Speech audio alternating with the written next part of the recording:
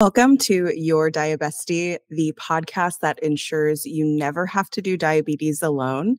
I'm your host, Mila Clark. I've been living with latent autoimmune diabetes in adults, a slow progressing form of type 1 diabetes, since 2016. And I have a really crazy history with my diabetes diagnosis. We talked about it on the first. If you want to hear all about how I went through misdiagnosis, how I went through the medical system, and it sucked, you can listen to the first episode. It really details everything that you need to know. But I wanted to take this episode to really talk about the things that I wish that I knew when I was first diagnosed with diabetes. And a lot of us talk about our initial diagnosis, and we really talk about the fear, the feeling of struggle, the feelings of judgment, the feeling that we have failed our bodies or that we've done something wrong with ourselves. And I really wanted to take some time to comfort people who are newly diagnosed. There's someone diagnosed with diabetes I think I saw a stat that is like every 25 seconds, which is staggering. You know, that's a lot. That is a lot of people who walk into now having to own this illness that they did not ask for and that they might not have any idea how to manage and that they may feel incredibly stigmatized by. And so I wanted to just take the opportunity to talk about that initial feeling when you're first diagnosed. It's different for everyone, but I'll talk about how I felt and some of the things that I wish I had someone to tell me at the front end of having this diagnosis come into my life. Before we get into it, this podcast is sponsored by me. I'm sponsoring my own podcast and plugging my app, which is called Glucose Guide. You can find it on iOS and Android. It is a wonderful space, a wonderful community to get recipes, to have a judgment-free zone where you can talk about things that you're going through with diabetes. Every Tuesday, I do an office hours session live with the community so you can chat with others and also learn about a topic that has maybe been on your mind for a really long time. It is a great way to connect. It's a great way to get information. There are recipes, there are self-care modules, there are courses on living life with diabetes. I think it is probably the best place on the internet for people with diabetes. And I'm not just saying that because it's my place that I created, but I have, developed and run and managed communities for so many organizations and people that I have learned exactly what works. And I've learned that a judgment-free zone that is communicative, that you walk into and you'll know that you'll be greeted, and that is judgment-free is just super important for people living with diabetes. So if you got the time, go to the App Store and the Google Play Store, download my app. It's called Glucose Guide. The app is free. The information, the content is free. So get what you got to get and join this community. So when I was diagnosed with type 2 diabetes in 2016, that was my misdiagnosis. My doctor literally told me at the end of the follow-up appointment, here's medications, read the bottles, take them, exercise, here's an app to be able to do that, eat differently, and I'll see you in 3 months. I went home and cried because I didn't know what any of this meant or how I was going to get through it. I honestly threw the medications away because I didn't want to manage that way, because I had been taught through diabetes stigma that if you're having to take medication for diabetes, you're doing it wrong, which is just such a terrible and wrong thought. But I also thought that I ruined my life. I didn't know where I could start. I didn't know who to turn to, who to talk to, where to go. And I didn't know what resources were out there. And at the time, I couldn't really find other people who were talking about living with type 2 diabetes. For me, I felt lost and I felt really depressed about the entire diagnosis, because for my entire life, I had been trying to fix my body. I had been on diet after diet. I'd spent hours and hours in the gym. I logged every piece of food that I put into my mouth. I tracked every macro, and I just felt like my body was in revolt. I just felt like I was in this really dark place. And then when I was diagnosed with diabetes, I thought I did all of this work for nothing. Well, how could this happen? How could I do this to myself when I have been working so hard? And as soon as I got to a laptop after leaving the doctor's office, I Googled what to do when you're first diagnosed with diabetes, total like millennial fashion. And there just wasn't advice that felt like it applied to me. I felt like I was kind of just left in this hole. There was no one that I felt like I could be friends with or that I could turn to or talk to. I just felt like, okay, I'm alone in this and I have to figure it out. That kind of inspired me to write about the things that helped me get through the days and the months ahead. And that's also where my blog started, where Hangry Woman started, was just this desire and this almost, I just felt helpless, like this helplessness of like, can somebody help me? How do I do this? How do I make this work? And I think for me, what I would have loved to hear at the very onset was that there is hope and there is a way forward. You just have to put one foot in front of the other. And having a diabetes diagnosis does not mean that your life is over. It means that you have something in your life that's going to make you stronger and more thoughtful about your health.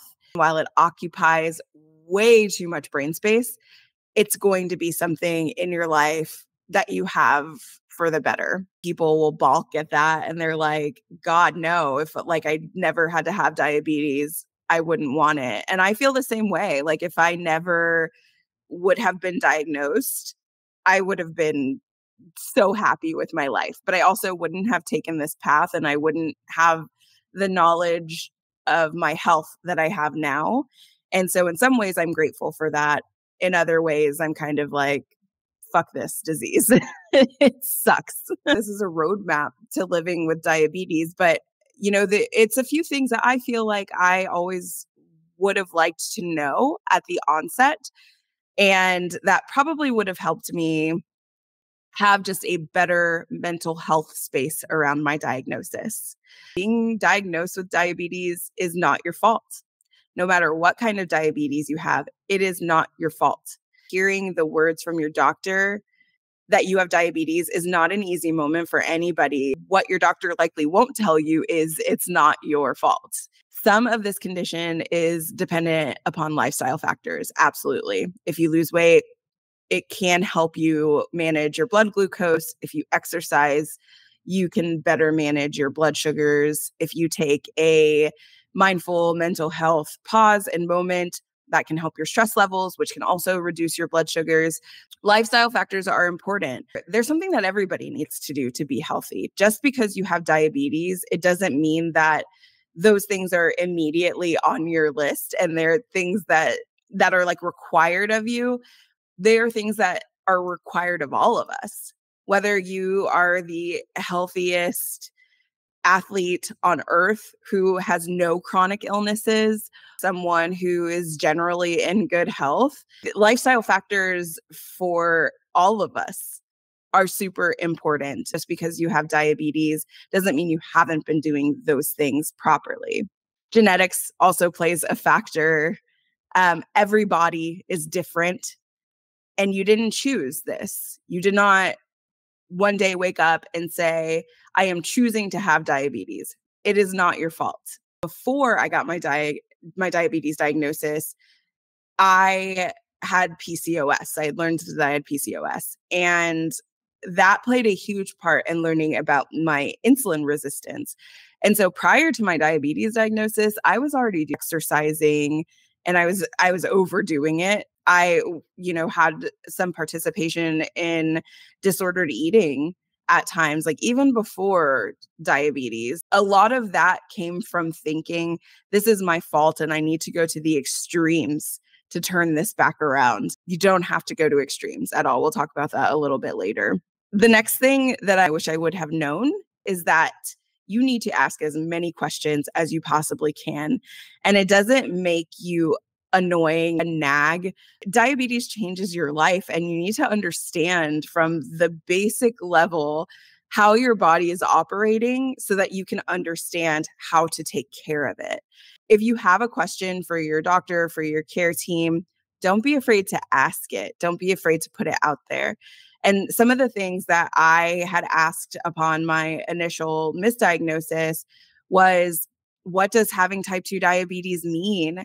Is type 2 diabetes reversible, or am I stuck with it forever? How will I know my blood sugars are getting better? Why do I need to come back to the doctor every 3 months? How many times a day should I test my blood sugar? Can you refer me to someone like a dietitian, a diabetes educator, an endocrinologist? Is there a special diet that I should follow? Are there immediate complications of diabetes that I should be aware of? And how is it impacting my overall health? What do I do if I have high blood sugars or low blood sugars? How do I treat it? How do I take insulin? How do I use this pen? How do I put on this patch? How do I adhere this pump site?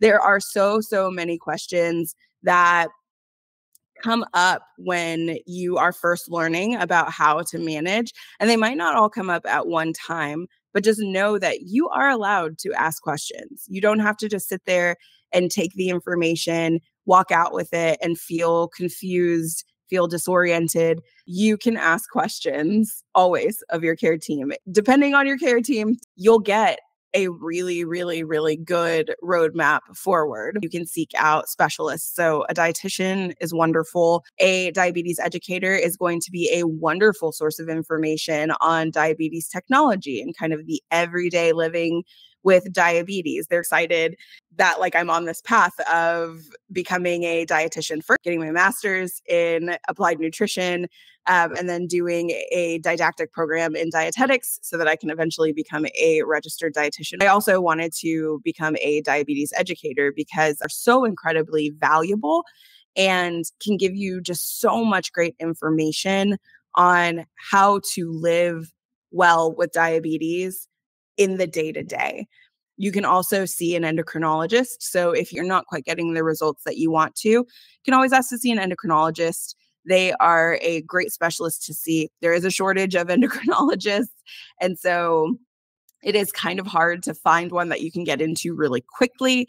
However, once you do find someone, it's always great to have them as a part of your care team. So seek out those resources, ask questions. Another one that I'll add is health coaches. So if you need some of that support and that help in between your doctor's appointments, health coaches are a wonderful resource for that. We are great with accountability, with kind of helping you find your way on your path, with answering kind of general questions overall about health and wellness and diabetes. We can also refer you to an actual, licensed physician if you're in a place where you're kind of feeling like, okay, well, I want to change some things up. We can send you to someone who has that scope. So I think that's really important. Just knowing like who you have on your care team is super important. And then I would say lean on your friends and your families. One of the hardest things in the world is to tell your friends and family that you've been diagnosed with diabetes.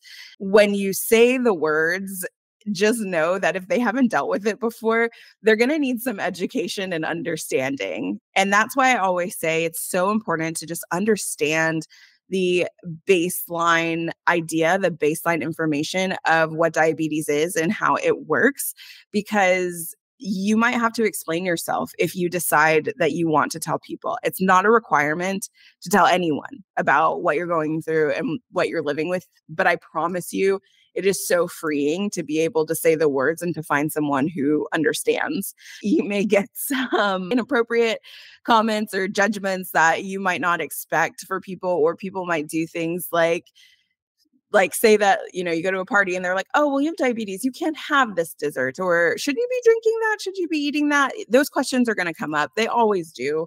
When you're educated about what you're living with, you can dispel those myths really easily and kindly to people who maybe just don't know. When you learn to explain your chronic illness to others, I think that you are so well prepared to be able to answer questions as they come, and it doesn't get overwhelming or doesn't keep you flustered. And then finding the diabetes community. So if you have access to the onlines, you can find just about any segment of the diabetes community that you would like. If you love exercise, you can find a group for that. If you love food, glucose guide. If you want to know more about type 1 diabetes and living with it, there's a group for that. Gestational diabetes, there's a group for that. There's literally a group for everyone. The thing that is so great about the community is that there are just so many spaces and so many areas where you can thrive and you can have great judgment-free conversations with people. And so if you feel lonely in your personal life dealing with diabetes, it's really great to seek out some of those support groups. Peer support for diabetes in general is just so incredibly valuable and helpful for mental health. A great, great resource. Take small steps to change your habits. And so this is something that I felt like I struggled with my diabetes diagnosis, was that I felt like I had to overhaul every single part of my life all at once. Do you know what happened when I did that? I burned out. It's really important to take small steps along the way. Small steps can include going for a 20-minute walk every afternoon. Small steps can include swapping out one carb on your plate for more veggies. Small steps can include taking a 5-minute mental health moment each day and building up and doing more time as you get more comfortable with it. So there's nothing that says that you have to change every single thing about everything that you're doing all at once. Super important to recognize that you can take small steps and still be just as successful in your diabetes management. The incremental and small changes always lead up to bigger things. You're going to look back at those small steps and you're going to see the progress that you've had.